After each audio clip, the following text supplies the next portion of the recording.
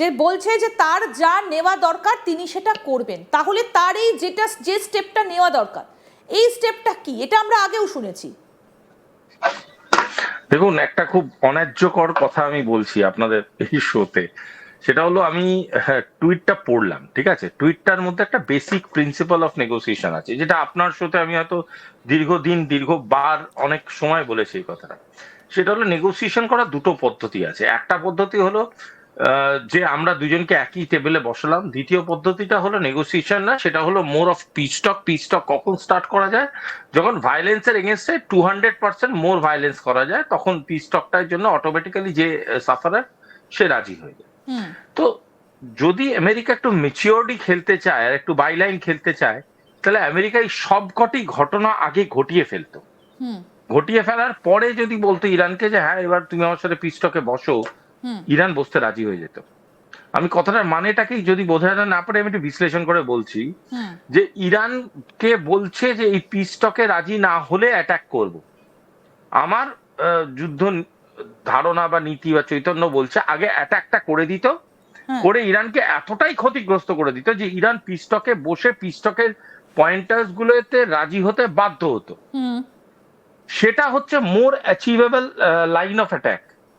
এটা কোনো line of attack না, মানে একটা করে থ্রেট দিচ্ছে, তুমি এটা না করলে। আমি আগেও বলছি, এটা এটা অনেকটা না একটা মানে কূটনৈতিক সংসার জীবনের মতো। এই তুমি বাজারে না নিয়ে গেলে, মেলায় না ঘুরতে নিয়ে গেলে আমি আজকে খাবার বানাবো না।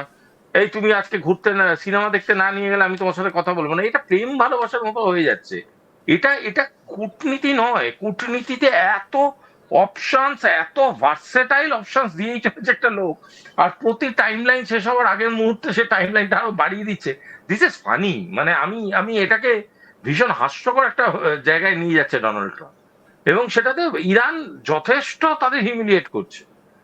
ইরান যেভাবে নিজেদের স্ট্যাটাসটাকে চেঞ্জ করছে বারংবার, সেই স্ট্যাটাসটাকে চেঞ্জ করাটাকে, এই সরি আমেরিকা, ইরান সেটাকে এনজয় করছে, এবং রেস্ট অফ দ্য ওয়ার্ল্ডও বুঝতে পারছে যে ইরান কতটা কর্নার করে দেওয়ার পরে এই এতটা বিপদের মধ্যে আছে ডোনাল্ড। আমরা এই আলোচনা শুরু করার আগে বেশ কিছু ভিডিও আপনাদেরকে দেখাই, যে ভিডিওগুলো ইতিমধ্যেই কিন্তু বেশ আলোড়ন সৃষ্টি হয়েছে।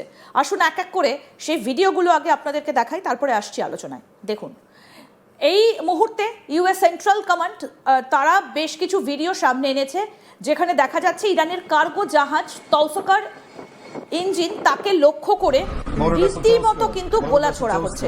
সুভাষিস, আপনিও নিশ্চয়ই দেখতে পাচ্ছেন যে এই ভিডিওগুলো ইতিমধ্যে সেন্টকমের তরফ থেকে সামনে এসেছে, এবং গাইডেড মিসাইলবাহী ইউএসএস যে জাহাজ থেকে এটা ছোড়া হচ্ছে, ইরানের কার্গো জাহাজ তৌসকার যে ইঞ্জিন, সেই ইঞ্জিনকে রীতিমতো ফুটো করে দিয়েছে। এই খবরও কিন্তু সামনে এসেছে, এবং জাহাজটিকে লক্ষ্য করে এই যে গুলি চালানো হয়েছে। আরও একটা ভিডিও আপনাদেরকে দেখাই। দেখুন, আমেরিকার মেরিন হেলিকপ্টারে, মেরিন যারা অফিসার তারা হেলিকপ্টারে করে রওনা দিচ্ছে। অ্যাম্ফিভিয়াস অ্যাসল্ট জাহাজ ইউএসএস ট্রিপলি ইতিমধ্যেই কিন্তু রেডি। ইউএসএস ট্রিপলি থেকে উঠছে হেলিকপ্টার। আন্তর্জাতিক সম্পর্ক বিশেষজ্ঞ শুভাশিস ব্যানার্জি আমাদের সঙ্গে রয়েছেন। শুভাশিস, এই যে ছবিগুলো যেগুলো সেন্ট্রাল কমান্ড ইতিমধ্যেই প্রকাশ করেছে, ডোনাল্ড ট্রাম্প তিনি নিজের সোশ্যাল মিডিয়া ট্রুথ সোশ্যালের ওয়ালে তিনিও এগুলো পোস্ট করেছেন। তাহলে এই ছবিগুলো আজকে 28শে ফেব্রুয়ারির পর, আজকে হচ্ছে 20শে এপ্রিল, এই ছবিগুলো সেন্টকম আজকে এতদিন পর কেন প্রকাশ করছে? আর কয়েকদিন হলেই 2 মাস হয়ে যাবে এই যুদ্ধের মেয়াদ। আইডব্লিউ ইনফরমেশন ওয়ার্ক, বারবার করে একটা ইনফরমেশন আমাদের কাছে পৌঁছে দেওয়া হচ্ছে যে এই যুদ্ধটা কমান্ড করছে ইউনাইটেড স্টেটস অফ আমেরিকা। অথচ আপনি যদি তথ্য ভিত্তিক ভাবে দেখেন, এখানে ইউনাইটেড স্টেটস অফ আমেরিকা বারংবার ফেল করছে। তাহলে যদি তারা ফেল করছে একদিক দিয়ে বাস্তব হয়, তাহলে এটা কিভাবে হচ্ছে? মানে দুটো জিনিস তো মেল খাচ্ছে না, দুটো তথ্য তো মেল খাচ্ছে না কোথাও গিয়ে। কারণ একদিকে আমরা জানতে পারছি ইউনাইটেড স্টেটস অফ আমেরিকা বারবার পিস টকে বসতে চাইছে। যদি ইউনাইটেড স্টেটস অফ আমেরিকা জিতেই গিয়ে থাকে যুদ্ধটা, বা এতটাই অ্যাডভান্স স্টেজে থাকে, তাহলে তারা ইরানের সাথে পিস টকে বসছে কেন? It doesn't make sense for me.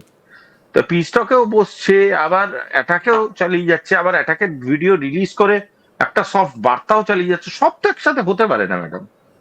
আমি তো একই সাথে খিচুড়ি বিরিয়ানি খেতে পারবো না, আইদার বিরিয়ানি খাবো আর খিচুড়ি খাবো। আমি দুটো একসাথে খাচ্ছি কি করে? দুটো একসাথে এই কারণে খাচ্ছি, কারণ আমি এখন যাই পাচ্ছি সেটাই আমি খেতে বাধ্য। আই এম অবলাইজড টু ইট, এবং সেটাই হচ্ছে আজকে ইউএস এর কাছে। কারণ ইউএসএ আজকে ন্যারেটিভ, ইউএসএ লোকে কেনা বন্ধ করে দিয়েছে, লোকে ইউএসএ ন্যারেটিভ আর পারচেস করছে না। আচ্ছা আরেকটা কথা বলুন তো আমাকে, হরমুজ প্রণালী তো উনাদের দখলে আছে অ্যাকর্ডিং টু দেম, হুম। তাহলে আজকের ডেটে দাঁড়িয়ে যে বিভিন্ন রকম প্যাসেজ রুট গুলো আছে, সেই প্যাসেজ রুট গুলোকে কেন তারা বাকি পৃথিবীর দেশগুলোর জন্য খুলছে না?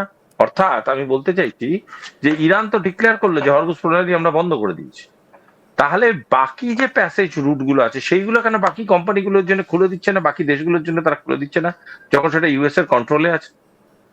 এই ইউএস এর এই সেন্ট্রাল কমান্ড সিস্টেমটাকে সামনে রেখে বানানো এই হলিউডের সিনেমাগুলো ভাল লাগে, এই মিথ্যে কথাগুলো এখন আজকের ডেটে হাস্যকর হয়ে দাঁড়িয়েছে, এবং কিন্তু এটাকে নিয়ে কিছু বলার নেই। একটা বিষয় শুভাশিস, এই যে স্ট্রেট অফ হরমুজে এই যে গোলাগুলিগুলো চলছে বা ইরানের কর্মকাণ্ড নিয়ে ইউএসএ সেগুলোকে একেবারেই তারা ভালো চোখে দেখছে না। কিন্তু যে বিষয়টা নিয়ে মূলত শান্তি আলোচনা বারবার করে ভেস্তে যাচ্ছে সেটা হচ্ছে ইরান কিছুতেই পরমাণু গবেষণা বা পরমাণু কার্যক্রম চালিয়ে যেতে পারবে না, এক। আর দুই হচ্ছে যে এনরিচ ইউরেনিয়াম রয়েছে ইরানের কাছে, সেগুলো তাদেরকে হ্যান্ড ওভার করে দিতে হবে। এখন প্রশ্ন হচ্ছে একটা দেশ এটা কেন শুনতে বাধ্য হবে? এটা খুব হাস্যকর নয় কি ব্যাপারটা? আপনি আমাকে ভেবে বলুন কথাটা, যে ধরুন আপনার কাছে অনেক সোনা গয়না আছে, আমার কাছে সোনা গয়না পছন্দ, আমি গিয়ে আপনার বাড়িতে ইট মারলাম, আপনি আপনার সোনা গয়নাটা আমার হ্যান্ড ওভার, এটা হচ্ছে আমার দাবি। তা আমি কি দাঁড়ালাম? আমি তো একটা চোর দাঁড়ালাম, অ্যান্টি সোশ্যাল দাঁড়ালাম, কারেক্ট? হুম। তো এটা পজেশনটা কার? এই ইউরেনিয়ামটা কি আমেরিকান পজেশন, যে আমেরিকানকে হ্যান্ড ওভার করে দিতে হবে?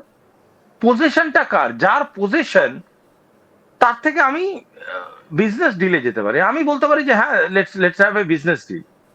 চুরি করব কি করে? আমি তো সেটাই বুঝে উঠতে পারছি না। এটা তো চুরি করছে, এটা তো এক ধরনের চুরি, দিস ইজ থেফট, মানে ম্যাটার অফ স্টিলিং। এটা এটা এটা কি করে ইরান মেনে নেবে? আর এটা গোটা বিশ্ব বা কি করে চুপ করে দেখবে? এটা তো হতে পারে না। কোথাও গিয়ে তো একটা জায়গায় গিয়ে তো এই যুদ্ধটাকে থামাতে হবে। ইরানও অলরেডি হ্যাঁ, পাল্টা অ্যাটাক করা শুরু করে দিয়েছে, তাহলে দাঁড়াচ্ছেটা কি? যে প্রায় 2 মাস হয়ে গেল, আজকে প্রায় 2 মাস আর 8 দিন গেলে 28শে ফেব্রুয়ারি যুদ্ধটা শুরু হয়েছিল, আজকে এপ্রিলের 20 তারিখ, অলমোস্ট 2 মাস। তাহলে হচ্ছেটা কি? এইরকম ভাবে একটা যুদ্ধ চলতে থাকবে, কখনো রাশিয়া এসে তাদের কার্গো শিপগুলোকে সামনে দাঁড় করিয়ে দেবে, কখনো চায়না বলবে নাক গলাবেন না, আবার কখনো আমেরিকার হয়ে ইসরায়েল একের পর এক মিসাইল ছুড়বে। তাহলে পরিস্থিতিটা যাচ্ছে কোন দিকে? কাইনেটিক পরিস্থিতি কন্টিনিউয়াস হতেই থাকবে। এটা এটা ততক্ষণ পর্যন্ত না হবে যতক্ষণ পর্যন্ত 3-4টে সলিউশন বেরোবে। এক, ইরানের কে কোনো রকম ভাবে ছেড়ে ফুল রিফিউজাল স্ট্যাটাসে আমেরিকা ফিরে আসবে, হুম। যেটা আমেরিকার ভোটের জন্য কোনোদিনই সুস্থ কোনো একটা স্টেপ নয়, কারণ আমেরিকা তাহলে ধরেই নিতে পারবেন ডোনাল্ড ট্রাম্পের ভোটের উপরে বিরাট এফেক্ট পড়ছে, অ্যাটলিস্ট ডোনাল্ড ট্রাম্প সেটাই ভাবে।